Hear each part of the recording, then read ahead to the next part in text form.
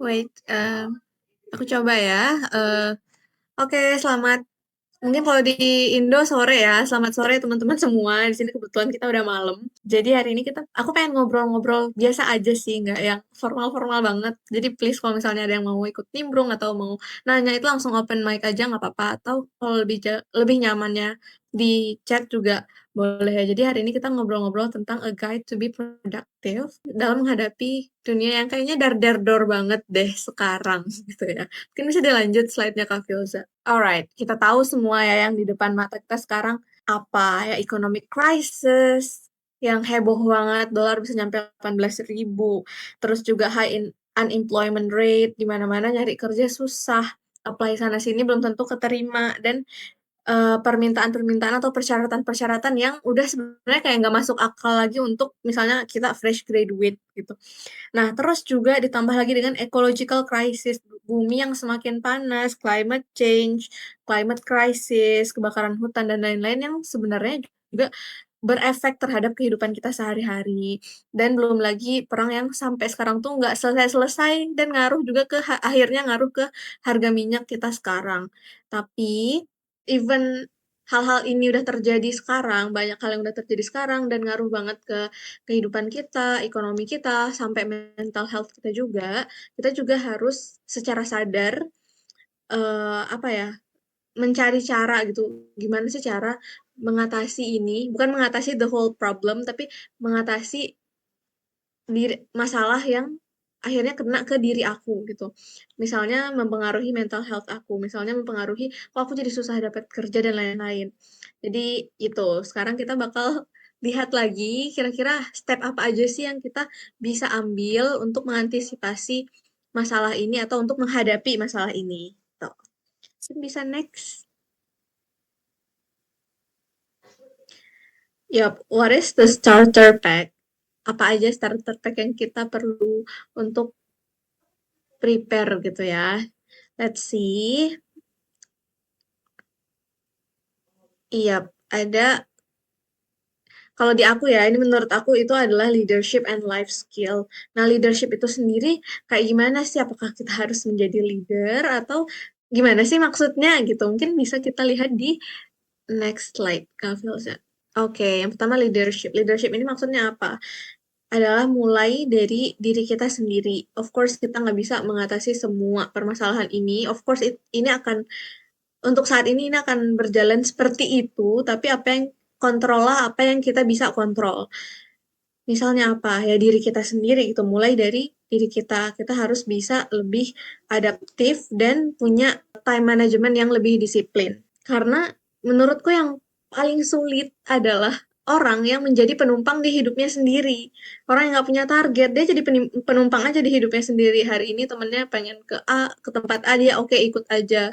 Besok temennya misalnya mau daftar di sini, oke aku ikut aja. Besok temennya mau ngelakuin ini, ya dia ikut-ikutan aja. Jadi itu sama aja kayak jadi penumpang di hidupnya sendiri yang ya kita jangan kayak gitu ya. At least kita punya kesadaran untuk memulai dari diri kita, set goals kita apa, dan apa yang kita mau, serta apa yang harus kita lakukan gitu. Jangan apa-apa tuh ikut-ikutan, dan terbawa arus gitu ujung-ujungnya. Jadi dibutuhkan kedisiplinan dalam cara kita memanage waktu kita. Nah, ini juga berhubungan dengan goals yang kita harus set gitu. Mungkin bisa di slide selanjutnya, Kak. Iya, ada di self-awareness dan purpose. Kalau kita udah aware, yang tadi kan leadership, kita punya leadership, kita memulai dari diri kita sendiri, kita bisa memanage waktu kita dengan baik, dan bisa beradaptasi dengan kondisi gitu ya. Karena mau nggak mau, kondisi itu akan berjalan terus, keadaan seperti yang terjadi sekarang akan kayak gitu terus. Yang kita butuhin adalah gimana cara kita bisa beradaptasi dengan hal-hal yang terjadi gitu. Nah, caranya salah satunya adalah kita punya self awareness dan purpose. Kita harus apa istilahnya ya, sadar diri gitu, punya target dan kenal dengan diri kita sendiri gitu. Nah, target inilah kalau aku pribadi aku set target untuk 6 bulan ke depan aku mau ngapain, setahun ke depan aku mau kayak gimana, ke 3 tahun aku nggak yang panjang banget sampai berapa ya, tapi aku punya step by step sampai 3 tahun yang aku set dari tujuan aku apa, aku pengen kehidupan seperti apa. Jadi aku pecah menjadi 3 tahun, 2 tahun, 1 tahun sampai 6 bulan apa yang aku harus lakukan. Nah, dengan kita punya target ini, dan kita punya strategi untuk mencapai target kita ini, kita jadi nggak gampang kebawa gitu ya. Jadi kita leader dalam kehidupan sendiri, dalam kehidupan kita sendiri. Kita yang nentuin, oke, hari ini aku akan ngerjain ini. Bulan ini aku targetnya apa gitu. Dan jangan lupa evaluasi setiap, kalau aku sih setiap akhir bulan gitu. Jadi kita punya target misalnya buat teman-teman yang mau daftar beasiswa. Misalnya target tahun ini adalah daftar di beasiswa ini. Nah, berarti target bulanannya apa? Target hariannya apa? Misalnya mulai prepare esai gitu.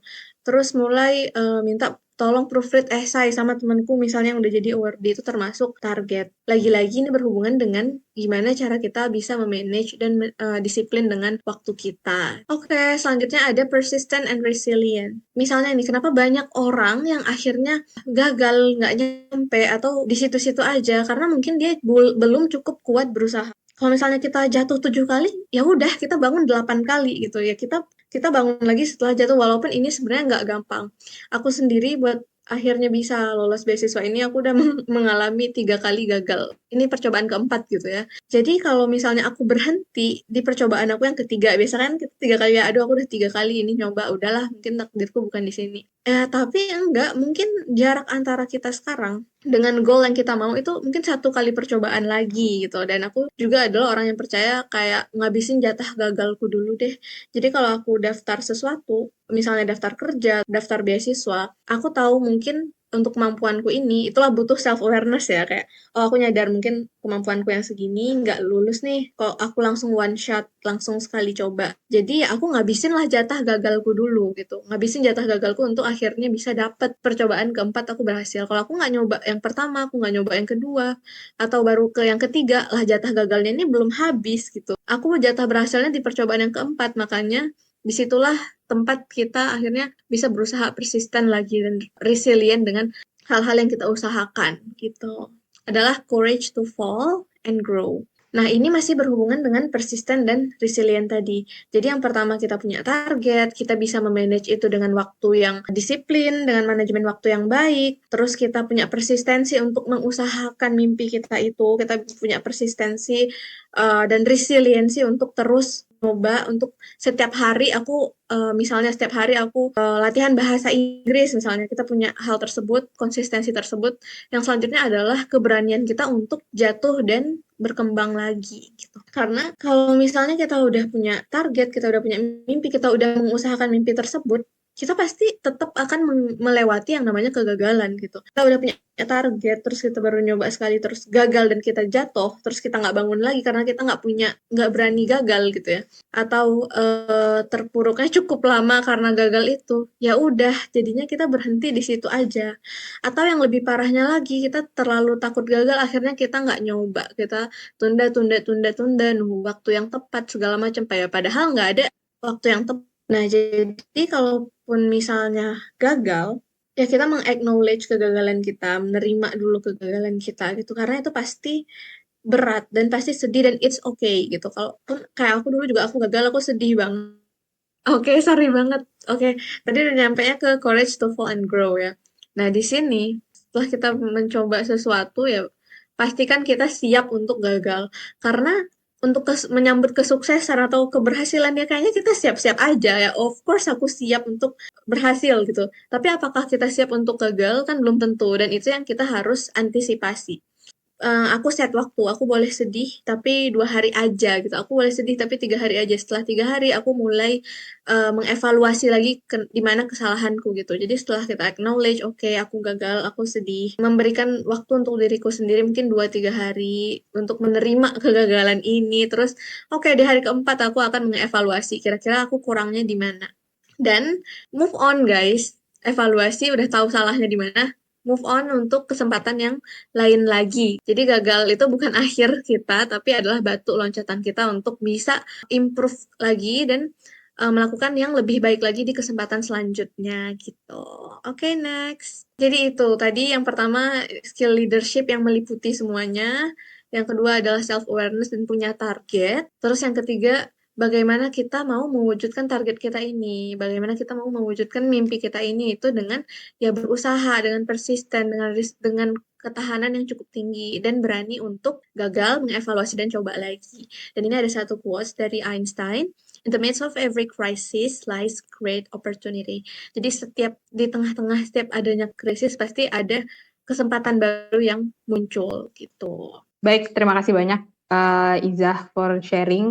Mungkin yang di-sharing sama Izah tadi cukup umum, maksudnya cukup umum dan kita di sini lebih ke ngobrol-ngobrol aja. Kita masih ada waktu sekitar 15-20 menit untuk ngobrol-ngobrol. Ini belum aku nanya udah ada pertanyaan, jadi aku serahkan ke peserta dulu deh. Oke. Di sini ada pertanyaan dari Bang Rial Hayat. Apa yang men-trigger Izah untuk lebih produktif daripada circle pertemanan Izah? Aku nggak bisa bilang aku lebih produktif daripada circle pertemanan aku karena jujur aja teman-temanku yang lain juga punya targetnya mereka sendiri dan produktif juga bahkan beberapa yang lebih produktif dari aku. Jadi di sini aku tidak juga membandingkan aku dengan pertemanan aku, tapi yang aku lakukan adalah aku sendiri yang memfilter siapa aja sih yang bisa jadi teman dekatku gitu. Walaupun aku berteman dengan semua orang, tapi aku tidak dekat dengan semua orang. Karena aku tahu lingkungan di sekitarku akan mempengaruhi aku. Dan aku juga tipikal orang yang kadang tuh bisa banget nih terpengaruh dari luar. Nah, disitulah aku mengantisipasi dengan memilih teman-teman yang juga punya pemikiran yang sama atau like-minded people gitu. Jadi temanku di kuliah pun kita tuh sama-sama punya target karena aku juga tipikal orang yang kalau daftar sesuatu tuh sukanya bareng-bareng gitu. Jadi aku apply beasiswa juga bareng temanku, aku juga belajar tuh bareng temanku. Jadi kita bisa saling tektokan, saling ngecek, kamu udah persiapin yang ini belum? Atau persyaratan yang ini kamu udah belum? Kalau belum ayolah kita urus sama-sama. Jadi kadang-kadang kalau ada orang yang ngedaftar program tuh diem-diem, aku kalau mau daftar program aku berisik ngajakin temen-temenku yang lain biar kita bisa ikut bareng. Masalah rezeki mah ya udah diatur sama Allah ya. Kalau aku percaya kayak gitu. Jadi ikut bareng-bareng. Jadi alhamdulillahnya circle pertemananku dari kuliah sampai sekarang adalah orang-orang yang juga punya target, orang-orang yang juga produktif dan bisa saling ngingetin gitu. Di antara teman-teman apakah juga saya diobrol? Nah iya, di antara teman-temanku juga cukup banyak gitu ya yang ikut exchange, terus juga kuliah ke luar negeri, nggak sedikit gitu yang akhirnya lanjut S2 dan kuliah ke luar negeri. Dan ini adalah teman-temanku yang dari aku kuliah dulu gitu, maupun teman-temanku yang sekarang aku ketemu di sini. Dan membicarakan target dulu waktu aku masih kuliah, back then ya di S1, membicarakan target abis ini mau kemana, target kita seperti apa, terus strateginya kira-kira gimana, itu adalah bukan hal yang tabu gitu, bukan hal yang biasanya kan orang suka malu gitu ya. Bukan hal yang disembunyi-sembunyikan, justru kita lebih openly discuss tentang hal tersebut. Jadi bisa sama-sama saling bantu dan menurutku nyari lingkungan yang suportif itu juga penting banget untuk ngedukung sih, ngedukung kita untuk bisa komit dengan target-target kita gitu. Walaupun itu bukan alasan utama, tetap aja yang utama tuh datang dari diri kita sendiri, tapi itu bisa membantu. Apa nih konsultasi Tentang terkait persiapan beasiswa dan apakah beasiswa harus balik ke Indo? Harus guys, beasiswa AAS harus balik ke Indo. Aku pun harus balik ke Indo begitu lulus ya harus balik. Atau at least keluar dari Australia sih kalau AAS. Apakah aku buka apa tadi bimbingan ya? Konsultasi. Mungkin bisa lewat DM tapi aku agak slow respon. Aku bakal share kok insya Allah begitu beasiswanya mau buka, aku insya Allah bakal share terkait gimana dulu aku nulis esai, gimana dulu aku menjalani proses interview dan lain-lain gitu. Yang penting reach out aja, insya Allah aku bales. Walaupun mungkin tidak cepat. Kalau ke New Zealand sama ya guys, jadi New Zealand sama Australia itu kayak negaranya deket banget, jadi memang persyaratannya tidak boleh berada di wilayah Australia dan New Zealand selama 2 tahun setelah lulus. Memang diharapkan kita balik ke Indo untuk reintegration plan atau menjalankan program yang sebelumnya kita udah lakukan. Atau kalaupun nggak balik ke Indo, tapi nggak berada di Australia dan New Zealand dalam jangka waktu 2 tahun setelah lulus. Ke Thailand aja, hahaha. Ya maybe if there's any opportunity. Nah, masih ada nih berapa tahun harus Kayaknya balik kayaknya Indo. ini teman-teman di sini lagi pada pengen nyari kabur dulu aja ya, Bun. Berapa tahun harus balik ke Indo dan kalau udah balik ke Indo balik lagi ke Aussie bisa dapat opportunity di Aussie buat karir ya mungkin bisa aja kalau kamu udah membangun koneksimu dengan baik selama di sini atau ada lowongan pekerjaan yang bisa mensponsori work visa karena nggak semua kantor mau sponsorin work visa atau mungkin dengan cara yang lain. Opportunity akan selalu ada kalau kita nyari ya coba nyari dan riset gitu ya mungkin. Cover aja dulu, betul. Tadi aku sempat lihat adalah resilience nggak sih? Mhm, Yang betul di betul. slide-nya resilience. Nah, mungkin bisa dijelaskan lebih lanjut bentuk resilience itu seperti apa sih, Kaiza? Agak filosofis ya Bun, ini pertanyaannya. Yang menurut aku bentuk resiliensi adalah bentuk gimana kita bisa tahan terhadap hal-hal yang dari luar gitu loh. Nggak harus dari luar sih. Gimana ketahanan kita dalam mengusahakan mimpi kita ini. Misalnya aku pengen S2 di luar negeri dengan beasiswa gitu. Nah, untuk mencapai S2 di luar negeri dengan beasiswa ini, tentunya ada step-step yang aku harus jalanin. Aku harus punya pengalaman dulu. Walaupun nggak mengharuskan, tapi menurutku ini adalah bagian yang cukup esensial yang aku bisa ceritain gitu. Aku punya pengalaman dulu, terus aku harus bisa bahasa Inggris. Untuk di kampus yang aku mau, dia butuh IELTS minimal 7 misalnya. Nah, untuk mengusahakan itu kan aku harus belajar, aku harus misalnya mempersiapkan IELTS, harus tes IELTS, atau mungkin karena tes IELTS mahal, aku harus coba prediction dulu beberapa kali. Kalau misalnya nilaiku jelek, aku nggak nyampe target dan segala macam, pasti ada banget dong rasa kayak down, aduh kayaknya aku nggak bisa deh. Kayaknya ini terlalu susah deh buat aku. Nah, disitulah kita butuh rasa resilient ini. Gimana caranya kita akan tetap stick to the target, stick to the dream that we want, dan bekerja dengan cukup keras untuk mengusahakan target kita ini, goals kita ini. Akhirnya ya kita tetap harus bertahan dengan kesulitan-kesulitan yang kita pasti akan lewati dalam prosesnya. Segimana jauh sih kita bisa menguatkan diri kita untuk tetap resilient dan bertahan.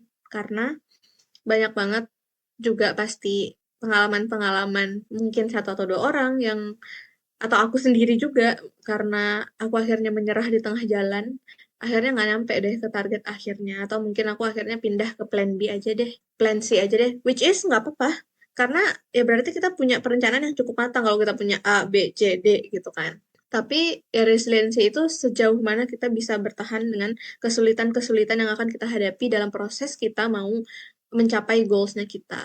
Gitu kan Very good Reza. answer, Kaiza. Ini teman-teman ada yang mau ditanyakan lagi?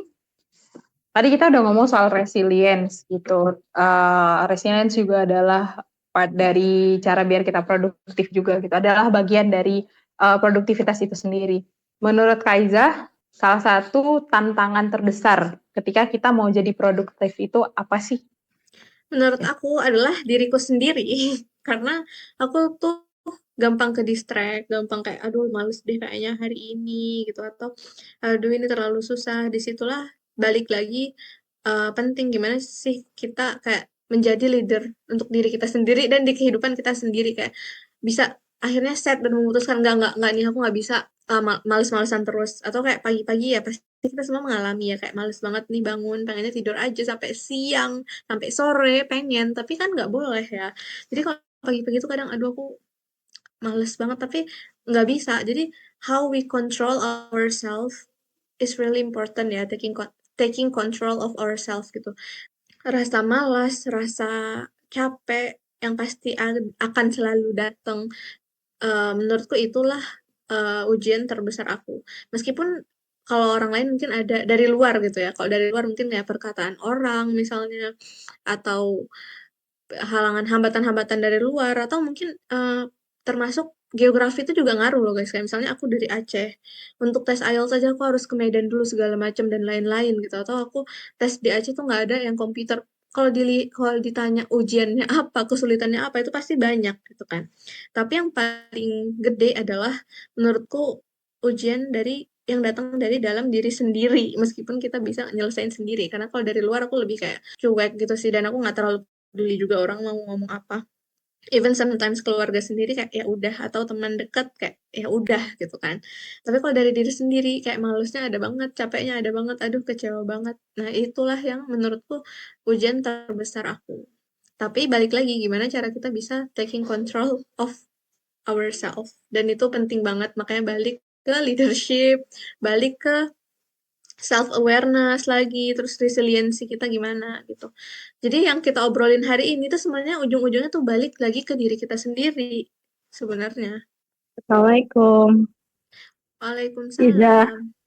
Oke. Hai. Eh, saya Raihan. Jadi saya emang dari udah agak lama sih cari tahu tentang beasiswa AAS ini ya. Tapi saya maksudnya gini mau nanya, kalau misalnya kan saya sekarang ini kan kerja di Indonesia, mau lanjut S2 dan saya farmasi kebetulan apoteker. Jadi saya mau lanjut di sana, yang maksudnya saya punya kepikiran gitu nggak mau balik ke sini lagi gitu. Mm-mm.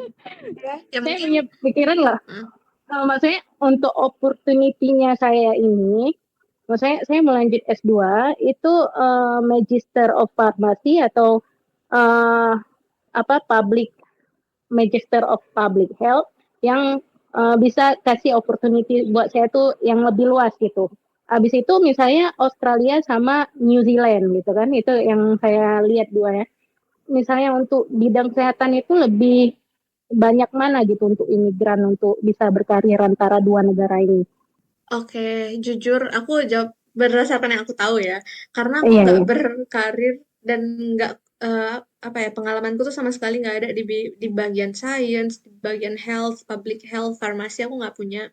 Aku tuh lebih Mm-mm. fokusnya ke human rights, isu sosial, politik dan ekonomi gitu. Jadi kalau kamu nanya opportunity-nya gimana untuk tenaga kesehatan di Australia atau New Zealand, aku nggak punya pengetahuan terkait hal tersebut. Mungkin kamu bisa coba research dulu terkait opportunity-nya apa dan gimana. Tapi ada, tapi sepengalaman aku pas aku konsultasi ke dokter memang dokternya tuh nggak semuanya tuh lokal gitu. Nah, kita juga nggak tahu apakah dia lokal apa orang Australia atau bukan karena orang Australia sendiri tuh udah beragam banget. Mungkin kita bisa lihat appearance-nya dia mirip India atau dia mirip Arab atau dia mirip Chinese tapi mungkin paspornya Australia gitu.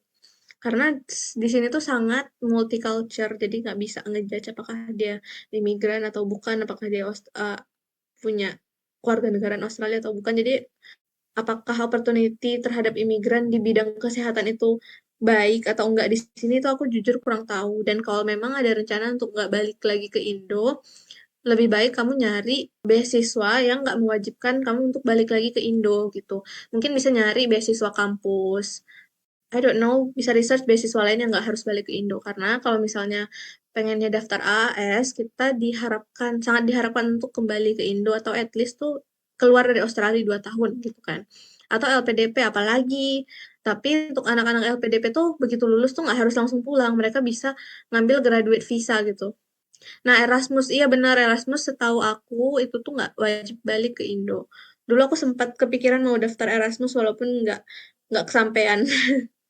Oke, makasih Kak Iza informasinya. Hmm, sama-sama. Satu pertanyaan lagi, itu teman-teman bisa aja follow IG Kak Iza, ini aku promosi dikit ya. Ya follow Sesuai ya guys. namanya @izahmujahidah, itu langsung dapet. Nggak ada orang lain kok yang username-nya kayak gitu, cuma satu gitu. Nanti mungkin kayak Karehan atau nanti siapa Bang Rial ataupun yang lain, kalau misalnya mau ngobrol ataupun mau nanya-nanya tentang beasiswa itu bisa di IG-nya Izah gitu ya Zah. Buku apa yang aku lagi baca hari ini? Aku baca jurnal karena lagi ngerjain tugas. Jadi aku belum membaca buku hari ini. Mungkin segitu aja dulu dari kita, dari Endato Academy, FYI teman-teman, sambil kita closing, Endato Academy sendiri adalah salah satu yayasan nirlaba di bawah Endato Foundation. Endato Foundation yang yayasan nirlabanya. Kita adalah bagian dari Endato Foundation. Dan tiap minggu kita juga akan ada webinar seperti ini. Jadi Kak Izah adalah orang pertama yang kita undang setelah vakum beberapa bulan. Seperti itu. Jadi insya Allah minggu depan ada lagi, minggu depannya ada lagi, dan seterusnya. Seperti itu. Mungkin kita akan beragam juga materinya dan mungkin bisa diinfokan ke teman-temannya ya, teman-teman sekalian. Baik, kalau seperti itu mungkin tidak ada yang mau ditanyakan lagi. Dariku juga sudah cukup. Mungkin ada closing statement dari Kak Iza sendiri? Kalau di aku ya, dari berdasarkan pengalaman aku juga yang belum banyak ini, closing statementnya adalah kalau aku semua itu dimulai dari aku sendiri dan yang bisa mengontrol apa yang aku lakukan itu ya aku gitu kan. Jadi fokuslah dengan apa yang kita bisa kontrol dan maksimalkan kelebihan yang kita punya untuk mencapai target yang kita bangun dari awal gitu dan resiliensi terhadap target itu penting banget. Maaf ya guys, nggak yang kayak quotes quotes bagus gitu karena ya gitulah. I see. Gen Z banget ya responnya ya, tapi it's okay karena emang pada ujung-ujungnya Gen Z starter pack. Ya emang aku Kalau Gen Z. ya, we are all Gen Z ya, walaupun tidak Gen Z amat ya. Oke. Oke, thank you. Terima kasih buat teman-teman yang sudah berhadir. Insya Allah kita next week akan ada lagi webinar dari Endato Academy by Endato Foundation. Aku tutup. Assalamualaikum warahmatullahi wabarakatuh. Waalaikumsalam warahmatullahi wabarakatuh.